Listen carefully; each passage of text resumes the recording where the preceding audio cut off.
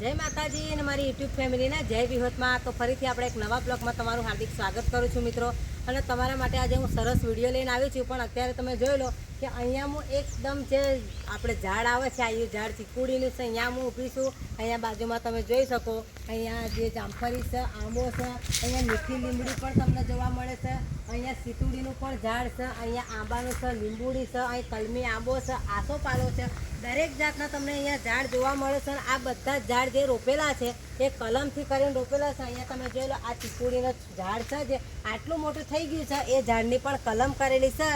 અને આ જે ચીકુડીનો છોડ જે તમને આ દેખાતું હશે ને આ કલમથી રોપેલું છે। અત્યારે આ બહુ મોટું ઝાડ બની ગયું છે અને આની પર તમે જુઓ ને એક એક ચીકુ આવા લાગતા હોય છે। પણ આજે હું તમારા માટે એવો જ વિડીયો લઈને આવી છું કે મારી સાથે તમે વિડીયોમાં બન્યા રહો, વિડીયો પૂરેપૂરો જુઓ। તમે કયા ગામથી વિડીયો જુઓ છો એ પણ તમે કોમેન્ટમાં લખી જણાવજો। તો આજે આપણે એલાયચી તો બજારમાંથી આપણે લાવીએ છીએ, એલાયચીનો ભાવ 1000 થી 2000 રૂપિયા કિલો મળતી હોય છે। પણ અત્યારે આપણે એલાયચીનો છોડ ઘરે જ ઉગાડવાનો છે, એકદમ સીધી અને સરળ રીતે ઉગાડવાનો છે। તો મારી સાથે તમે વિડીયોમાં બન્યા રહો। 15 દિવસની અંદર આપણો એલાયચીનો છોડ રેડી થઈ જવાનો છે, તૈયાર થઈ જવાનો છે। તો એને આપણે કેવી રીતે એકદમ સીધી અને સરળ રીત છે, આનામાં કોઈ માથાકૂટ નથી થવાની। તમારે શું કરવાનું છે કે તમે ખેતરની માટી તો લાવો જ છો, પણ ખેતરની માટીમાં શું હોય કે જીવજંતુ હોય કે એની કોઈ પાક કરતા હોય તો જીવજંતુ હોય, દવા છાંટે, ગોળીઓ નાખે એટલે એ માટી નિર્જીવ થઈ જાય છે। પણ તમે જો કોઈ ઝાડ તરેથી માટી લેતા હોય, કોઈ પારાની માટી લો કે રાફડાની માટી લો, એ માટી સજીવ છે, એની અંદર કોઈ તમને દવા નથી છોડતું કે કોઈ ગોળીઓ નથી નાખતી। તો અહીંયા હું આવી ગઈ છું, જે આ કુદરતી તરીકેના બધા ઝાડ ઉગેલા છે એની નીચે હું અત્યારે આવી ગઈ છું। અને અહીંયા તમે જોઈ લો કે જે આપણે એલાયચીનો છોડ ઉગાડવાનો છે, અહીંયા એકદમ ઝાડ તરે આ બધી માટી છે અને આ માટીને તડકો પણ મળે છે, છાંયો પણ મળે છે, એટલે એકદમ કહાર જેવી આ માટી થઈ ગઈ છે। આનો તો મિત્રો તમે જોઈ લો આ માટી છે ને એ રાફડાની છે અને આની અંદર મેં રેતી મિક્સ કરી દીધી છે। એટલે બંનેને આપણે સારી રીતે એવી સાફ કરી નાખીશું કે જેથી અંદર કાંકરા ના હોય, મોટા જે રોડા હોય છે એને કાઢી લેવાના છે। કેમ કે જો એલાયચી નીચે આવી જાય તો એલાયચીનો છોડ એકદમ નથી ઉગતો। તો તમારે શું કરવાનું કે આવી હળવી તમે માટી લેશો ને તો એલાયચીના છોડને તમને ઉગવામાં મદદ કરશે।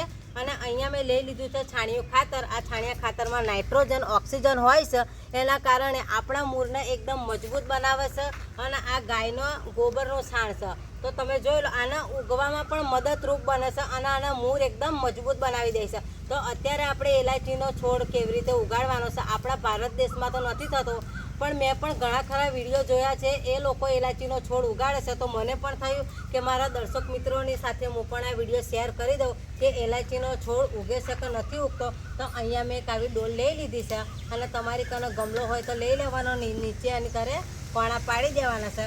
તો આપણે આ માટી લઈ લીધી, આને બરાબર આપણે સાફ કરી લેવાની છે। આવી રીતે તમારે સાફ કરતું જવાનું, માટીમાં ભેરવતું જવાનું। તો અહીંયા આપણે જે છાણિયું ખાતર લીધું છે ને આપણી રેતી અને જે રાફડાની માટી છે ને એની અંદર આપણે આવી રીતે મિક્સ કરી દેવાનું છે। એટલે ત્રણેયનો એક મિક્સ થઈ જાય ને એ રીતે આપણે આની અંદર નાખી દેવાની છે અને ત્રણેયને મિક્સ કરી લઈશું આપણે। અને જે આપણે ડોલ લીધી છે એમાં નાખી દઈશું। તો અહીંયા આપણે છાણિયું ખાતર પણ ભાગી લીધું છે કે છાણિયું ખાતર આપણા છોડને એકદમ ઉછેરવામાં મદદરૂપ બનશે। તો આ ત્રણેય વસ્તુને આપણે આવી રીતે મિક્સ કરી લેવાની છે। રાફડાની માટી છે ને એ સજીવને એકદમ પોચો પદાર્થ આવે છે એટલે છોડને ઉછેરવામાં એકદમ મદદરૂપ બની જાય છે। એટલે અહીંયા આપણે જો આ ત્રણેય વસ્તુને બરાબર મિક્સ કરી લીધી છે અને હવે જે આપણે ડોલ લીધી છે ને એની અંદર તો મિત્રો બીજી વાત કે તમે રાફડાની માટી લેવા જાઓ છો તો અંદર લાલ મકડીઓ પણ હોય છે, સાપ પણ હોય છે। તો તમે ધ્યાન રાખી અને રાફડાની માટી લાવો અને તમને જો તમને રાફડાની માટી યોગ્ય ન લાગતી હોય તો તમે ખેતરની પણ માટી લઈ શકો છો। તો અહીંયા હું નથી લાવી, આ મારા ઉમેશના પપ્પા છે ને એમણે મને આ માટી લાવેલી છે અને મેં અહીંયા રેતી, માટી અને જે છાણિયું ખાતર છે મિક્સ કરી દીધું। હવે આપણે ડોલ લીધી છે ને એમાં આ માટી ભરી દેવાની છે। આવી રીતે આપણે જે બધી માટી લીધી છે ને એને આવી રીતે ભરી દઈશું। તો આપણે આ બધી જે માટી હતી એ ભરી દીધી અને આવી રીતે તમારે કરી લેવાનું છે। અને આની અંદર હવે આપણે પાણી છાંટી દેવાનું છે કે અત્યારે તો માટી લીલી જ હોય છે ચોમાસાના લીધે, પણ આપણે જોઈએ એ મુજબ જ પાણી છાંટવાનું છે।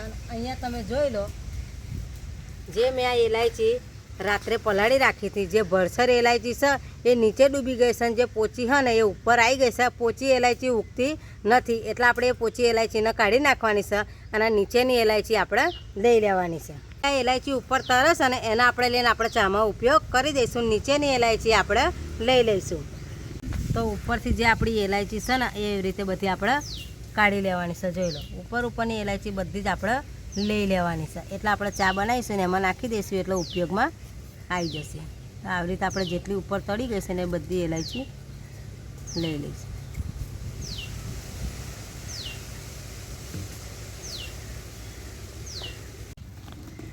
ત્યાં આપણે જ્યાં નીચેલી એલાયચી ને એ લઈ લે અને એનું પાણી કાઢી નાખવાનું છે. તમારે આવી રીતે બધું જ પાણી કાઢી લેવાનું અને જે એલાયચી વધી છે ને એને આવી રીતે આપણે એક કપડામાં લઈ અને કોરી કરી દેવાની છે.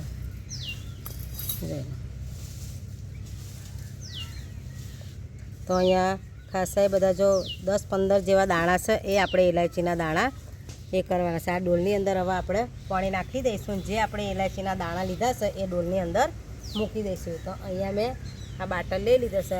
એવી રીતે આપણે અંદર પાણી છાંટી દઈશું કે ઠેઠ પહેલું પાણી અંદર બુધા સુધી જાય ને એવી રીતે આપણે છાંટી દેવાનું છે. આવી રીતે તમારે આખો તમારે કન ગમલો હોય કે ડોલ હોય કે કોઈ પણ તમે ડબલું લો છો તો એની અંદર તમારે આવી રીતે પાણી છાંટી દેવાનું છે. અત્યારે ચોમાસામાં તો માટી લીલી હોય એટલે જોઈએ એટલું જ આપણે પાણી છાંટવાનું છે. તો તમે આવી રીતે એકદમ સીધી અને સરળ રીત છે. જો તમે આવી રીતે એકવાર એલાયચીનો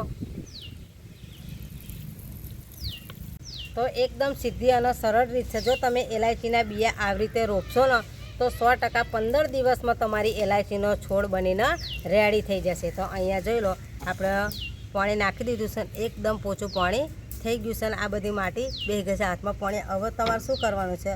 આપણે એલાયચી મેં કોરી કરીને એને જ વાટકામાં આપણે કાઢી દીધી છે. હવે આપણે શું કરવાનું છે કે આવી રીતે એક એલાયચી લેવાની છે. આવી રીતે લઈને આમ રોપતું જવાનું છે. અંદર દબાઈ દેવાની છે આપણે એક એલાયચીને. આવી રીતે તમે એલાયચી રોપશો ને તો 100% તમારો એલાયચીનો છોડવો ઉગશે. તો આપણે અહીંયા બધી જ એલાયચી લઈ લીધી છે તે આવી રીતે રોપતું જવાનું છે. આમ અંદર દબાવતું જવાનું એલાયચી. આવી રીતે તમારે ચોફેરથી અંદર રેતીની અંદર દબાઈ દેવાની છે. અને દબાઈ દીધી એટલે એના પર આપણે થોડુંક પાણી આપી દેવાનું છે. તો એલાયચીને આપણે જે બિયા રોપ્યા છે એ તમે એકવાર આવી રીતે રોપશો તો 100% તમારી એલાયચીનો છોડ ઉગી જશે. તો જોઈ લો, ઉપર પાણી બધું આવી ગયું છે એટલે ડોલમાં બરાબર પાણી પીવાઈ ગયું છે.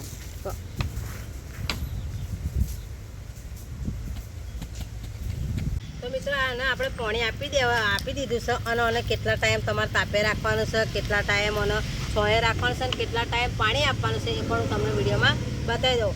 આ એલાયચીના છોડના આપણે બહુ અતિશય આના તાપે નથી રાખવાનો. તમારો 2 કલાક સવારે તાપે મૂકી દેવાનો અને હોજ પડતાનો થોડોક તાપ હોય તો 2 કલાક હોજે મૂકી દેવાનો. એક પણ એવું મસ્ત ઝાડ હોય છોયાવાળો એ તમારે મૂકી દેવાનો છે. અને અત્યારે ચોમાસાની સિઝન છે એટલે પાણી તો તમારે માટી લીલી રહેવાની છે. પણ તમારે કેવું કરવાનું કે જે આ તમને આ ધાર દેખાય છે ને ચોફીને ડોલની ધાર, એ ધાર જો તમે કોરી પડે ને તમે પાણી આલશો ને તો ખરું. જો તમે લીલું હોય ને પાણી આપાપ કરશો ને તો જે આપણે એલાયચીના બિયા રોપ્યા છે એ બધા ફોગાઈ જશે એટલે બધા ખોવાઈ જશે. તો એક પણ એલાયચીનો છોડ ઉગે નહીં. તો તમારે એને જરૂર પૂરતું જ પાણી આપવાનું. તમને ખબર પડી જાય કે ધાર કોરી થઈ ગઈ છે તો તમારે પાણી આપી દેવાનું. અત્યારે આપણે એને સોએ મૂકી દઈશું. તો આ ઝાડ છે એના સોએ તમારે એલાયચીનો છોડ આપણે જ્યાં ડોલમાં એ કરી છે બિયા એ આની તરફ મૂકી દેવાનો છે. તો મિત્રો આ જે ડોલમાં આપણે બિયા રોપ્યા છે એલાયચીના એ 2 કલાક તમારે સવારમાં પણ તાપે મૂકી દેવાનો છે, 2 કલાક ખોદના ટાઈમે પણ મૂકી દેવાનો છે. એને તમે હેરફેર કરશો, પૂરતું પાણી આપશો ને તો 15 દિવસમાં આપણો છોડવો રેડી થઈ જશે. તે પણ હું તમને વિડીયોમાં બતાવીશ. આવા જ વિડીયો જોવા માટે તો અત્યારે મેં તમને એલાયચીના છોડવાની સરળ રીત બતાવી છે. એવી રીતે તમે તમારા ઘરે એલાયચીના જો બિયા રોપી અને આવી રીતે જ તમે એલાયચીના બિયા રોપશો ને તો 100% તમારો 15 દિવસે એલાયચીનો છોડવો તૈયાર થઈ જશે. તો તમે એકદમ સીધી અને સરળ રીત છે. તો એકવાર આ રીત જરૂરથી અપનાવજો અને આવા જ વિડીયો જોવા માટે મારી ચેનલને સબસ્ક્રાઈબ કરજો, સપોર્ટ કરજો. આગલો વિડીયો કયા સ્ટેપ પર બનાવવું એ તમે લખી જણાવજો. અને મારો વિડીયો તમને ગમતો હોય તો વિડીયોને એક લાઇક કરતા જજો. ફરીથી મળીશું એક નવા વિડીયો સાથે. ત્યાં સુધી જય વિહોતમાં.